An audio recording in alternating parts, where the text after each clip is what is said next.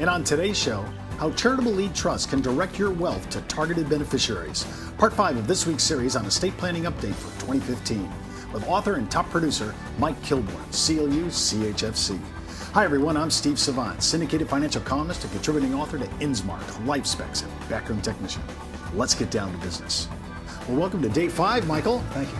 Michael, we're all over. All these ideas are just huge, and you really have put together an anthology in your book. We'll talk about that in the second segment.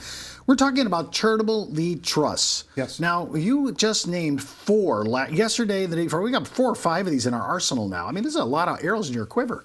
You bet. And so this is another split interest trust. So we have somebody getting the income interest and someone getting the principal part. So in the case of a charitable remainder trust, what we had in the previous session, the income came to the grantor during their lifetime, and at their death, it passed to charity. Mm-hmm. Now, during the grantor's lifetime, we're going to give the income to the charity, mm-hmm. and the principal is going to come back to the family or back to the individual. It actually can come back to the, but let's just stick with the family. So now our goal is to create a way to, how should we say, pass assets without any gift or estate tax, because we want to use our exemptions in other places, let's say. So we're going to take a charitable lead trust and we're going to benefit a charity. And basically, the income's going to go out to the charity for a period of years. We have to pick a term, and we can actually design this so it comes up with a zero tax as to the corpus going to our family.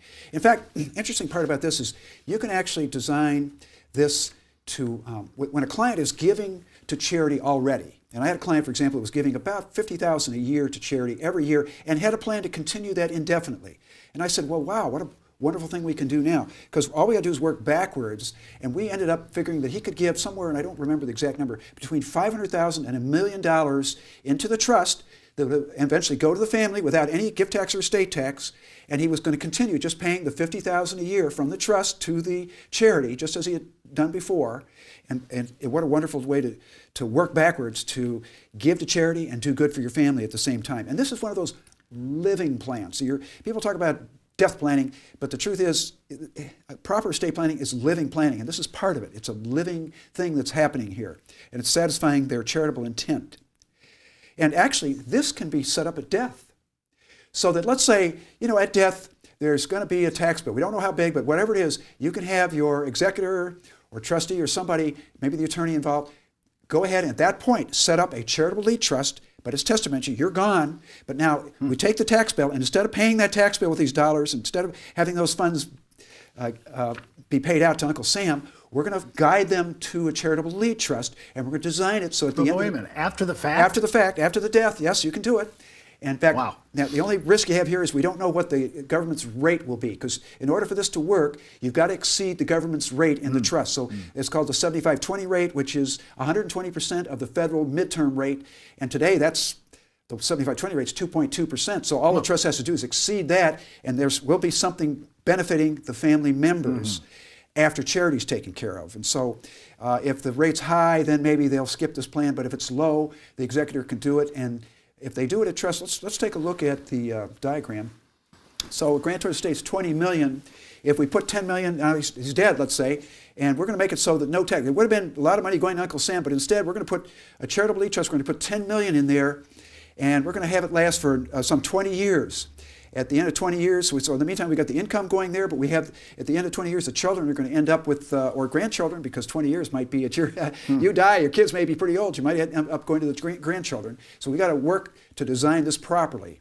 And in fact, I think Jackie Onassis, they had this designed in her plan. No one ever knew, because she had a charitable remainder trust. They didn't know what was in there. That's good, because charitable remainder trust avoids all that public scrutiny and public scrutiny. But in any event, she had a charitable lead trust built into her plan. And a testamentary charitable lead trust is a great way to zero out the tax if you haven't already done that while you're alive and figured out a way to get it done. Well, I find that remarkable that you can do this after you've left, basically. Now, when you're looking, do you do much of this? I mean, is this no, charitable lead trust? I don't. This is a pretty rare thing, but we find if they're significantly large estates and also that the client has a very large charitable intent, they'll look at this after-death thing, or during their life, they love the cleansing during life. If they're already given to charity, they love that thing where, well, I might as well, if I'm giving X to charity, I can cleanse so much from tax, gift and estate tax by setting aside in a trust that'll go to family members. on this, can I also do the split interest here? Well, this is a split interest. This is a split. Yeah, it's a split interest. So the split part of it goes to the charity, and part of it's going to family members. Okay, so now this is just another of these tactics that you talk about, and I want to come back in the second break, and I want to give me a little idea of this. Now that we've figured this out, I want to know a little bit about donor advisor funds, right, and a little bit about maybe if we get to it, the family foundation. Okay. We'll be right back after the break. It's not how much money you make for your clients, it's how much money they get to keep, especially in retirement. But retirement income could cause Social Security benefits to be taxed. One tax advantage alternative is life insurance designed as a non-modified endowment contract that can generate tax-free income without taxing Social Security benefits. These contracts offer differing funding options depending upon your client's risk tolerance. For more information on how life insurance can be part of your retirement planning, just email me at steve@downtobusiness.tv.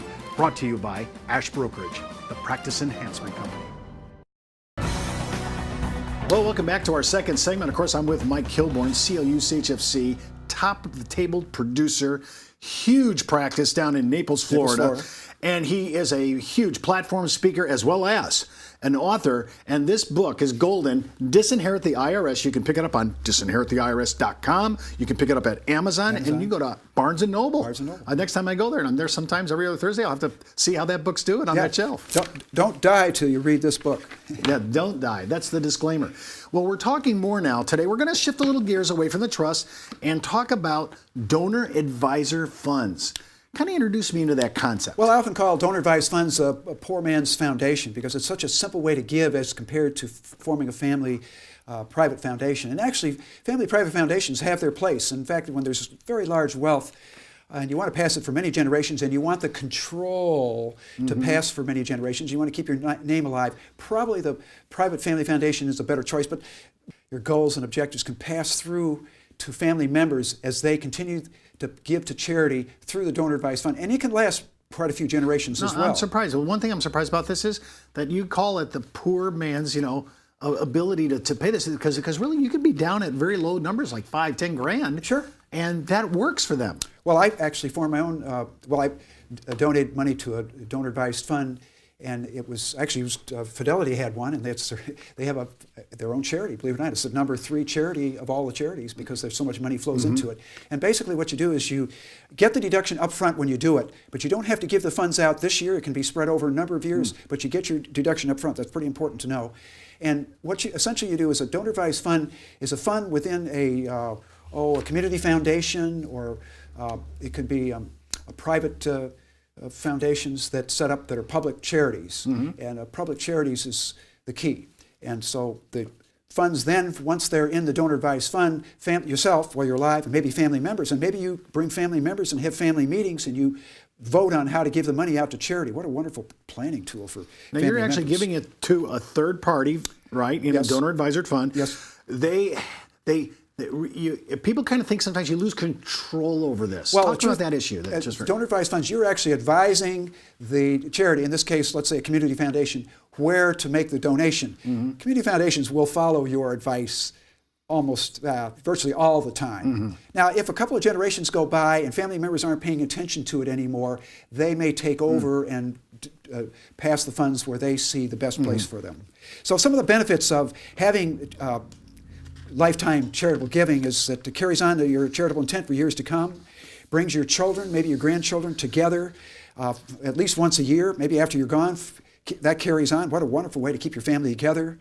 Trustees' fees in the case of a family foundation, which we'll come to shortly, are paid out. That's a wonderful thing to family members. That can happen. And the children can have influence in the community where the funds are given out. These are wonderful ways to help your family, and it keeps your name alive for generations.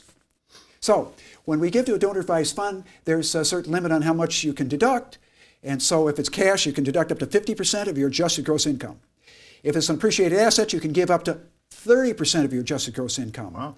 And that's a wonderful thing. Now that, if you can't use it all in 1 year, you can do it for 5 additional years, total of 6 years, okay? So that takes care of the donor advised fund. It's so easy to establish. There's no cost to it. It's simple. And the donor advised fund, they'll send a check to the charity with your name on it. I had mine. It said the Kilbourne Family Foundation. They didn't know I didn't have one of those nice private foundations. They just saw it, Kilbourne Family Foundation, and the amount of the money. Now this works because if a person, even if they have a small wallet but a big heart, yes, they're regular givers. Yes, I mean, there's a lot. Most of Middle America fits this bill, and they could do this. Right. So you have a lot of income in this one year. This is a good year to make a donation to offset it, and so but give out the money over future years. Then maybe you give every year, but you want to make the big deduction this year. Mike, let's talk about family foundations. Now I know it's a little different. Now we're going upstairs, a little more wealth. Right. This takes a little time. There's a little bit of bureaucracy, and there's a little bit of money, and we got to get this applied for. You actually have to do an application. Yes. Well, first of all, yes, they do. You do. In fact, it takes 6 to 24 months for that to get approval by the IRS. You have to give away, once you get established, 5% a year. There's no delaying it like it is with the donor advised fund. You have to give away at least 5%. And there's excise taxes that between 1% and 2% that you get charged by the government for having this. The deduction's limited. So if you give cash, it's no longer 50% of adjusted gross income. You can only deduct up to 30% of your adjusted gross income for cash, and only 20% of your adjusted gross income if you give an appreciated asset. And so that's important to know. And it's subject to rules that are strictly regulated activities among them. And but the family members controls, but they are regulated by rules. They control, they do the administration, and they can be paid a fee. So they could actually employ family members. Yes. Now, remember, I heard that word private family foundation, but there's nothing private about this. No, it's actually... It's very public domain. Public domain, unfortunately. Well, I had a good example. I had a client who said he was very unhappy with how his daughter was leading her life.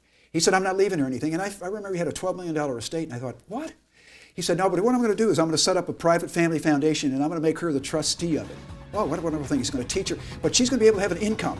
You know, maybe it's $50,000 a year. I don't know what it would be, some reasonable percentage. But she would have an income as a result of managing the money and give it out to charities.